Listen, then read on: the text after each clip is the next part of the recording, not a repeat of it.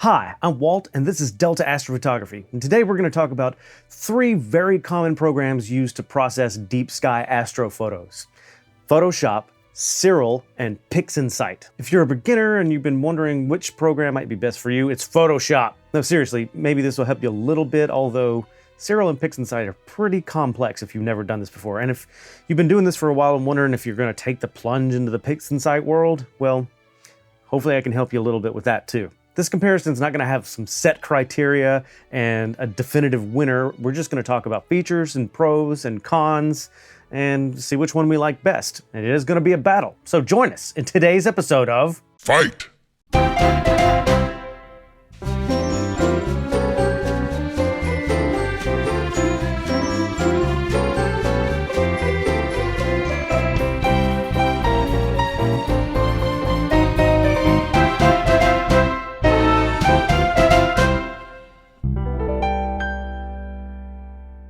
One.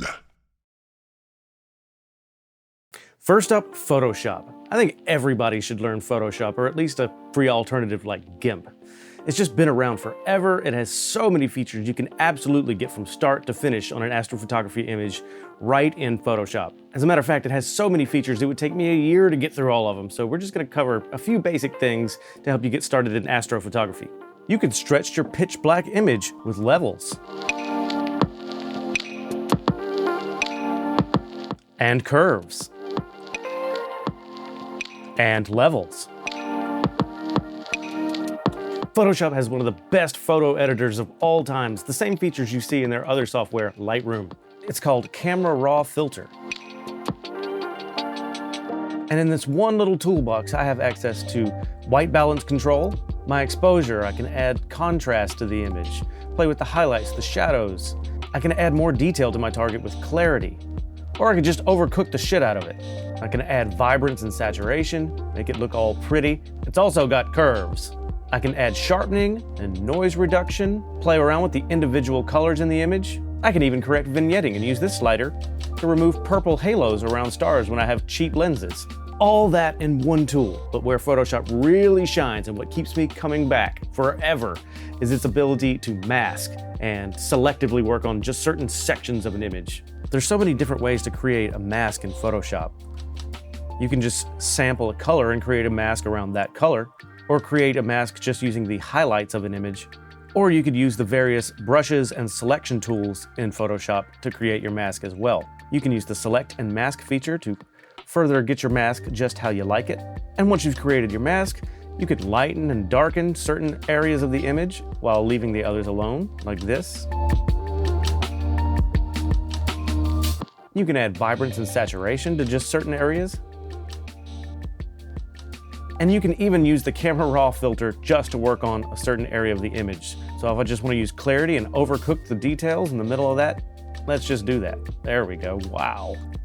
There's also a lot of third-party plugins out there that can make your astrophotography processing go so much smoother, such as Pro Digital Software's astrophotography plugins.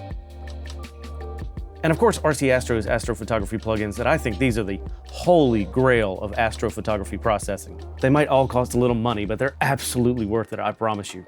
And there are also free programs that you can jump into outside of Photoshop that really bring your processing up a notch, but we're not going to go into those today. So let's talk pros and cons real quick. Pros? Well, Photoshop's just been around forever, and there's so many tutorials on it. You can find a tutorial on just about anything you can think of in Photoshop. If you already have a photography background, you might already know something about Photoshop, so you've got a head start right there. There's all kinds of great plugins where you can do extra things directly in Photoshop, some free, some not so free, but they're out there and they're great. It's got the Camera Raw filter, it's got the masks so you can selectively edit and just be more creative with your images. I think that's one of the best parts about Photoshop. It allows you to be much more creative with your images to the point where they can even be considered faked, but I don't know, it's art. It's all about what you want to do. Now for some cons for Photoshop. Well, it's just not dedicated astrophotography software. You can't stack your light frames with your calibration frames, your flats, darks, and biases. You'll have to do that in another program like Deep Sky Stacker. And because it's not dedicated astronomy software, you can't work with .fit files.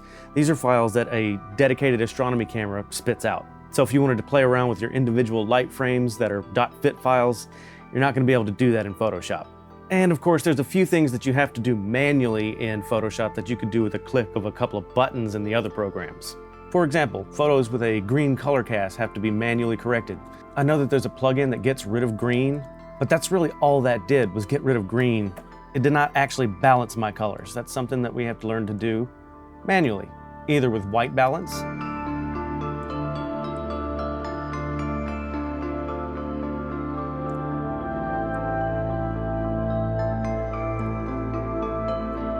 or in cases with a much more extreme green color cast, we will balance the color channels individually. Too much green, too much blue. There we go, that looks about natural. Learning how to manually balance your colors is not that bad, actually. I think that's a good skill to have in your little mental toolbox. And the last con, really, I think, is you're gonna have to pay for Photoshop forever.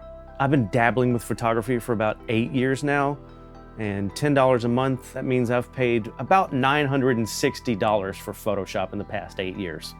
All right, I guess the final thing I have to say about Photoshop is if you wanna get into landscape astrophotography or nightscaping, well, this is gonna be the best tool for you because you're gonna be blending backgrounds and foregrounds, and Photoshop is absolutely perfect for that. I personally think Photoshop should be the backbone of any astrophotography processing. If you're using PixInsight or something, that might be the heart, but let Photoshop be the backbone. Let that carry you. Let that be something you always come back to. 2. Next up is Siril. Siril is fully free, open sourced software. I got it a few years ago just to try it out as an alternative to Deep Sky Stacker for stacking, but since then it's become a full-fledged, full-featured astrophotography processing suite with many of the features you find in PixInsight, but for free. It can absolutely take you from the beginning when you're stacking all the way to the final product where you can save it out as a JPEG or a TIFF file without ever having to go into another program like Photoshop. Well, of course you can, and I do all the time, but still, you don't have to. Inside Siril, we can actually stack with something called scripts. It's basically a program that automates the whole thing for us. It's just a list of commands written out. It makes life really easy. We could do that by setting a home directory here and making sure that our files are organized something like this. And if they are, we can just go up to scripts and run one-shot color pre-processing. That's for if you have lights, flats, darks, and bias. If you don't have darks, there's another script that says without dark. If you don't have darks, flats, bias, there's another script for that. There's a script for mono processing. There's lots of scripts for stacking. But if you want to stack the old school manual way, they have that over here too. But I find Siril's manual stacking a little bit overly complicated. So instead, Siril has an extension called Cyrillic, and it functions a little more old school, like a Deep Sky Stacker or something like that, something I'm more familiar with. In Cyrillic, I can just go to File and start a new session. Where it says number of sessions, I can tell it how many days I'm gonna be working with. Let's say I've got a 4-day project here. Set that to 4, give the object a name, lobster or something like that, whatever. Now I've got each one of my days here. I can just click on day 1 and add my lights, biases, darks, flats, or dark flats. Click on day 2, add all those. Day 3, add all those. And day 4, add all those. And after I've got all my files loaded in, Cyrillic will just create another script for Siril, run it automatically, and then open up the final project in Siril. I've also noticed, and this could just be me, but every time I've stacked with Cyrillic into Siril, I think it does the color calibration automatically. I could be wrong, y'all let me know. But let's look back into Siril. It's got a pretty simple processing menu. It's not all over the place. Everything you need is right here in this fairly small menu. Everything from your color calibration and background extraction to stretching tools up here. It's got noise reduction, and it's even got star processing. It uses StarNet to remove your stars, but it also can recombine your stars for you without having to use any complex pixel math or anything like that. It has a very simple to use auto stretch feature right down here. So we can just stretch out our image and see what it actually looks like. Boom. That's quite bright, very stretched. It's not a permanent stretch, just like a stretch preview. And as we can see, this photo has a pretty bad green color cast, but instead of balancing our colors manually, we're just going to come up here and do a background extraction. Gonna kind of leave everything as is, samples per line. I like to leave that at 12. Generate, compute background, and apply. Boom. We want to take that a step further and calibrate our colors properly. We can do that as well. I come into color calibration. It's got two different kinds of color calibration. We're just going to use the basic one for now. It wants a sample of what the background is, so we'll zoom in and draw a little square over some of the part of the background, use current selection, and apply background neutralization. And it also wants to know the brightest part of the image, so I'll zoom into a bright star and draw a circle around that. Down here, use current selection.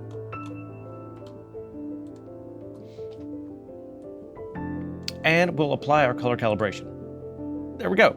Now we have a nice, natural looking image. And from here, we can add our noise reduction and do star removal and stretch our stars and our target manually. And then we can add some saturation, some sharpening, things like that. Recombine the stars and our target and save it as a TIFF file or a JPEG or whatever. Done. And for those of you who shoot mono, it's got a tool for combining your mono images and aligning the stars as well. So you're good to go there. One last feature I want to briefly talk about is pixel math. This is not something I use very often, and if you're not familiar with it, like me, it's kind of hard to explain, but it's basically a way to edit these photos using expressions, almost like arithmetic equations.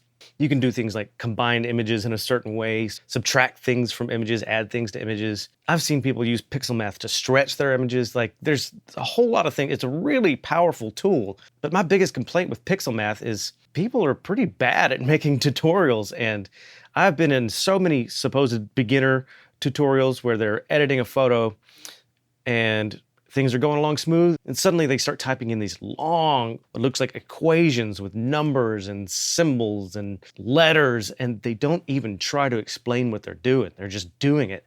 And it's like they suddenly switched from speaking English to French with no warning, and let me just say, I have rage quit so many YouTube videos because of that.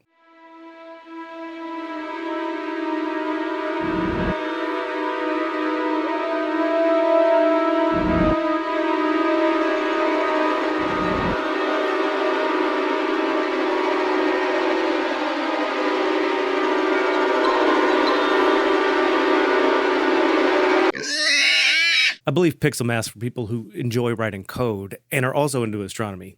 I'm just not one of those. Now, I've gotten a little more comfortable with using it now, but luckily in Siril, I have yet to have to use it, and that makes me very happy.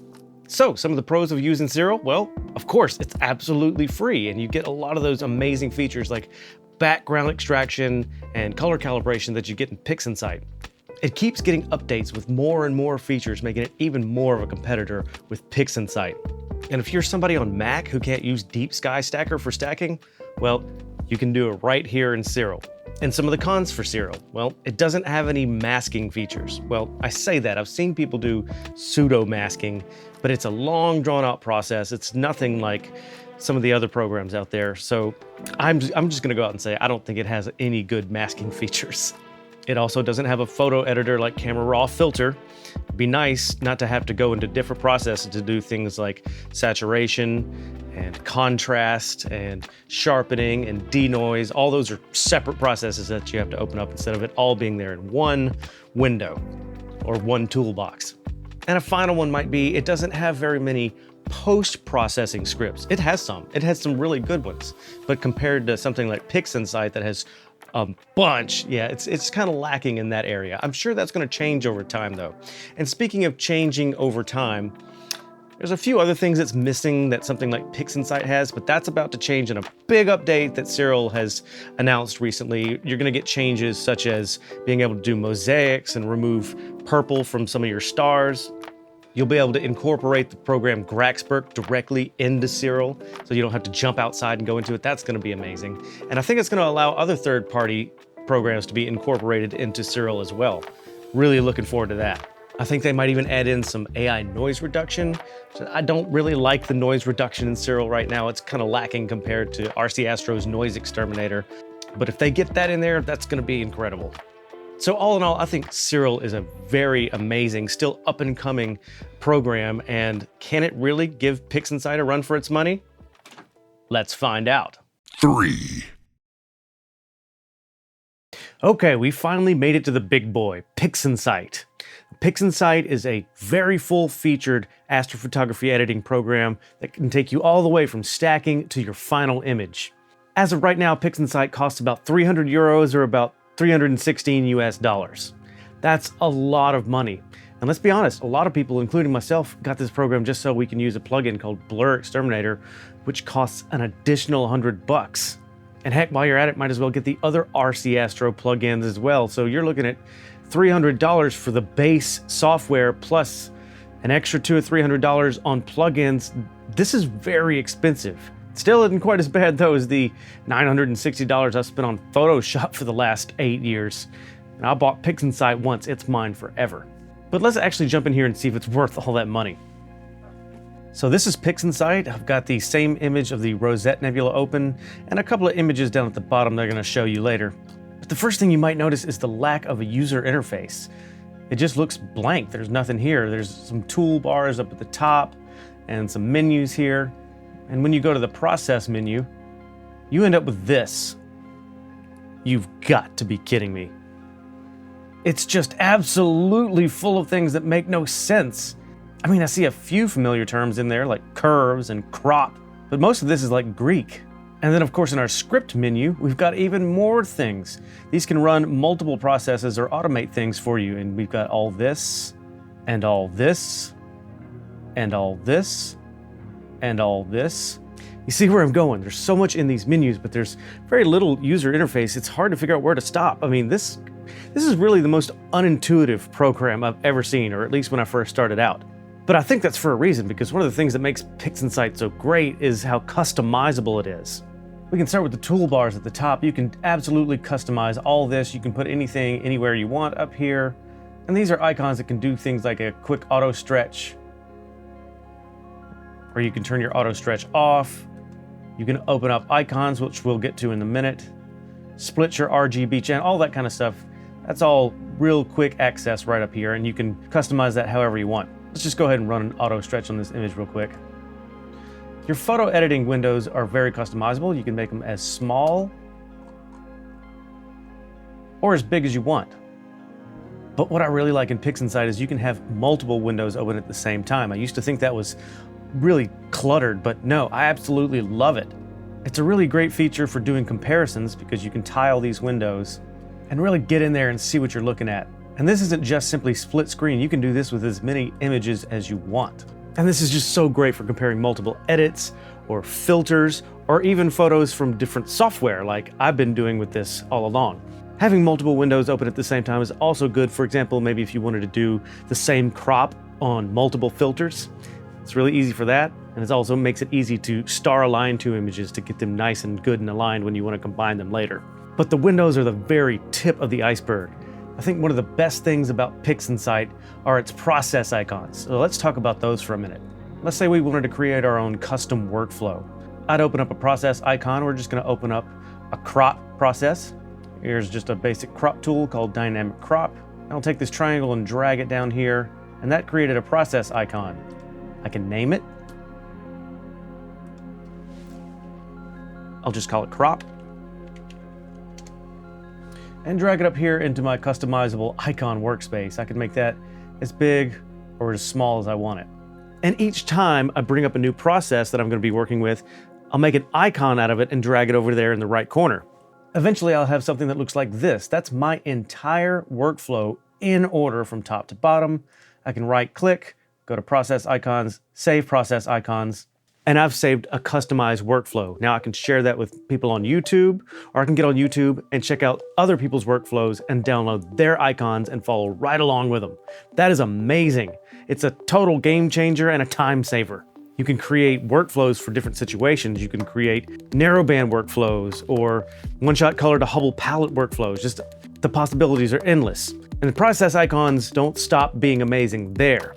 You can create a pixel math expression and save it as a process icon and never have to type in that long crap again. It is now very common to get on the internet and people type out the pixel math for you, save it as icons, and you can download them right from their YouTube channel descriptions. And I love it. That's allowed my workflow to be a lot more complex without me having to do all the work. For example, here's an icon that opens up a pixel math that creates a red mask, a mask out of just the reds in the image. I got this from Luca Matico, and I think he might have gotten it from somebody named Bill Branchin. See, people are just sharing these things all over the place. But basically, somebody did all the work of typing this out, and I didn't have to do a thing. All I have to do is open it up and hit the apply button, and I've created a mask over the reds. Speaking of masks, PixInsight does masks. Maybe not quite as well as Photoshop, but it's pretty damn good. And it's not just pixel math, they actually have dedicated mask creating processes in here, such as the range selection tool or game. And I've downloaded a third-party script called Fame, which creates masks either by freehand drawn or with a brush or using specific shapes. There's lots of different ways to create masks in PixInsight. Here's an example of creating a mask with the range selection tool. I have that right over here in my process icons workflow. Just basically turn up the top slider until my nebula is pretty much highlighted in white. There we go. Blur the mask. Hit apply to create the mask. Attach the mask to our image. There we go.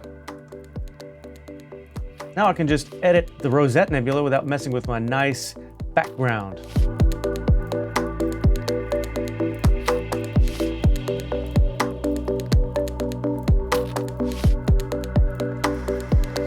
Now let's address one more thing, and that's Blur Exterminator. Now, Blur Exterminator doesn't come with PixInsight. It's not part of PixInsight. It's just a plugin that you buy and download and add to PixInsight.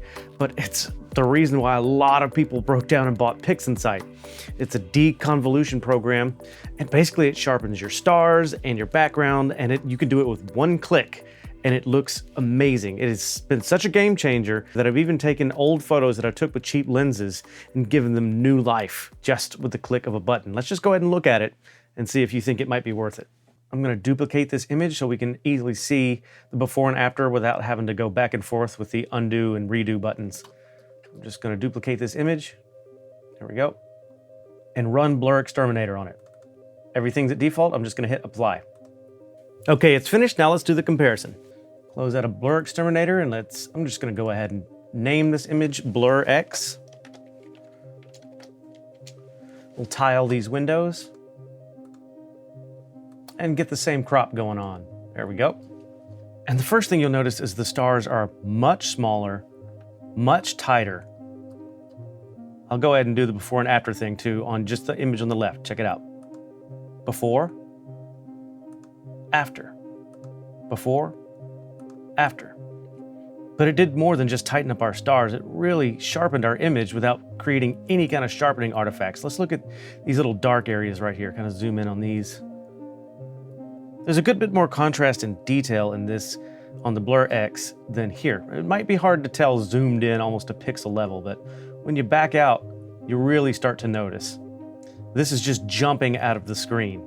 Now, there are other programs out there that do this kind of deconvolution too. There's Graxpert that has just started doing it. So I went ahead and used Graxpert too. I left it at default just like I did with Blur Exterminator and just hit go.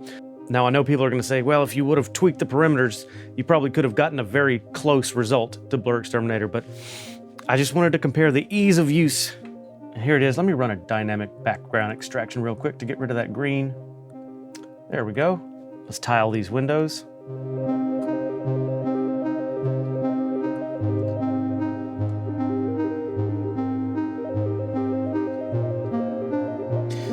And as you can see, Graxpert's deconvolution didn't do anything to the stars. They're still kind of bloated looking, but this detail right here, these dark, dusty looking areas, they're fuzzy, big time fuzzy compared to Blur X, where they look like they're just popping right out of the image.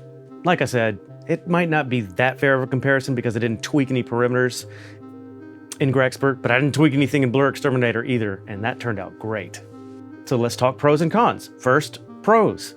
And that's obviously going to be the customization, the customizable windows and process icons, creating your own custom workflow, getting other people's workflows, customized pixel math icons. It just has made everything so much quicker, so much easier. It's been such a game change that I have never looked back. I just create my own workflows and just go bam, bam, bam, straight down the list in order. I only occasionally have to come out of my process icons workflow and go and use a script. Having custom made pixel math icons is make things like combining images, adding HA to RGB, things like that so much easier. But for some processes like that, I don't even have to use pixel math because there's so many third-party scripts out there. There's a lot of post-processing scripts, which I love. Check some of these out. We've got our toolbox right here that I've downloaded, combined HA with RGB, create Hubble palette from one-shot color. We've got the wonderful SETI Astro scripts. You've got a stretching script, a star stretching script, narrow band to RGB stars, Halo Be Gone, Fame, which is a mask maker. We've got the Easy Processing Suite that's got star reduction, a stretching script, denoise, deconvolution. These are all pretty incredible to use, and a lot of times they're just the touch of one single button. PixInsight has masks, all kinds of masks, so I'm finding myself almost never going into Photoshop anymore. And the final pro, I think, is PixInsight's getting so big on YouTube that the number of tutorials are starting to outnumber the Photoshop tutorials these days. Or maybe I'm just not looking hard enough, but that's all I'm seeing popping up these days are PixInsight tutorials. Now let's look at the cons real quick. Of course, the biggest one is the price. Holy crap, it's expensive. The price of PixInsight with some extra plugins is about the price of a small telescope, so really you're gonna have to think about this one before you buy it. Another big con is the steep learning curve. Coming from Photoshop to PixInsight can seem a little overwhelming. And even coming from Siril, where they have a lot of the same processes like background extraction and color calibration, well, in PixInsight it just seems like there are more parameters and extra steps for even those. So it can be hard to get used to. And even basic things like curves and levels. By the way, levels in here is called histogram transformation, which is ridiculous. But to use those, if you just opened up curves and started trying to stretch things, you wouldn't see anything happen. You actually have to open an additional preview window to use some of these tools. Then once you're done with that tool, you have to close out of your preview. It's just one extra step. So yeah, that can take some time to get used to, but I think once you do get used to it, you don't even think about it anymore. But at first, it's pretty rough. Another con, it does not have camera raw filter. Every once in a while, I still need to go into Photoshop to use that. Why can't they just add that tool where I can have white balance and curves and exposure and sharpening and noise reduction and all that stuff right there in one tool? If they could include that, I'd probably never go back to Photoshop again for deep sky astrophotography. So that about wraps it up for all three of them. I processed this photo of the Rosette Nebula with all three staying completely within the program, not leaving to go outside and do anything. And that's what I'm going to show you to end this video with.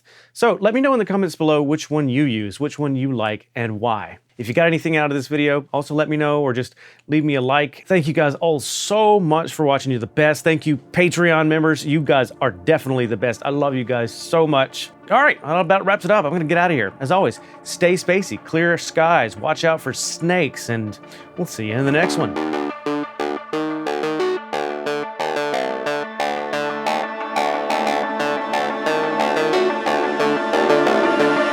Fight!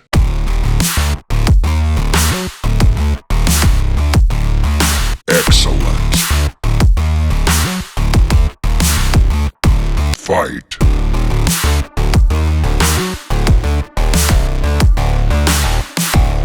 Outstanding. Fight. Flawless victory. Extreme close-up. Fight.